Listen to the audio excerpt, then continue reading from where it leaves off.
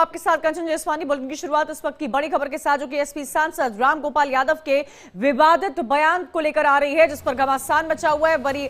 वकील हरिशंकर जैन ने attorney general को पत्र लिखा है। रामगोपाल के खिलाफ आपराधिक अवमानना की मांग की गई है। रामगोपाल ने चीफ जस्टिस ऑफ इंडिया के खिलाफ आपत्तिजनक टिप्पणी की थी और यही वो लेटर है जो इस वक्त आपको दिखा रहे हैं, जिसमें कई बातें लेटर में साफ तौर पर लिखी गई है। सुप्रीम कोर्ट को जिक्र किया गया है। डीवाई चंद्रचूड़ को लेकर जो टिप्पणी रामगोपाल यादव की तरफ से की गई थी, उसके खिलाफ अवमानना की मांग की गई है। सीजेआई के खिलाफ आपत्तिजनक टिप्पणी, रामगोपाल यादव समाजवादी पार्टी से सांसद, उनकी तरफ से विवादित बयान दिया गया था। ज्यादा जानकारी के लिए सीधा रुख करेंगे हमारे लीगल एडिटर आशीष सिन्हा हमारे साथ जुड़े हुए। आशीष, रामगोपाल यादव के बयान पर घमासान मचा हुआ था। बड़ी खबर यह आ रही है कि हरिशंकर जैन ने अटॉर्नी जनरल को लेटर लिखा है। क्या कुछ है उस लेटर में?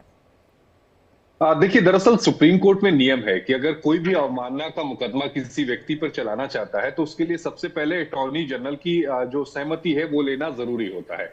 दो तरह से कोर्ट की अवमानना का मुकदमा चलता है, या तो कोर्ट खुद इनिशिएट करे किसी के खिलाफ अवमानना का मुकदमा, या फिर अगर कोई याचिका के थ्रू ये मांग करता है कि इस अमुक व्यक्ति के खिलाफ कोर्ट की अवमानना का मुकदमा चलना चाहिए, इसने न्यायपालिका या जजेस को लेकर कोई टिप्पणी की है, तो उसके लिए सबसे पहले अटॉर्नी जनरल ऑफ इंडिया जो है उनकी सहमति लेना जरूरी होता है। और यही वजह है कि हरिशंकर जैन जी, जो सुप्रीम कोर्ट के वरिष्ठ वकील हैं, उन्होंने अटॉर्नी जनरल ऑफ इंडिया को पत्र लिखा है, जिसमें उन्होंने अवमानना का अधिनियम जो है 1971 की धारा 15A(b) के तहत कार्रवाई करने के लिए सहमति देने की मांग की है।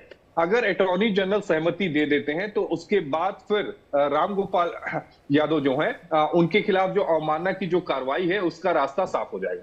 देखिए, पिछले 24 घंटों में रामगोपाल यादव की तरफ से दो अलग अलग बयान दिए। हालांकि पहले बयान में उन्होंने सीजेआई पर टिप्पणी की थी। उसमें उन्होंने कहा था कि जब उनसे पूछा गया कि सीजेआई ने राम मंदिर को लेकर जो कहा कि उस पर आपका क्या कुछ कहना है, तो उस पर उन्होंने कहा था कि मैं इस पर टिप्पणी नहीं करना चाहता। जब आप मृतकों को जीवित करते हैं या तो वो भूत बन जाते हैं, फिर वो आपके पीछे पड़ जाते हैं और जस्टिस के पीछे पड़ जाते हैं, आप कहाँ है। उसके बाद उन्होंने एक अमर्यादित शब्द का प्रयोग किया जिसे हम नेशनल चैनल पर नहीं बोल सकते।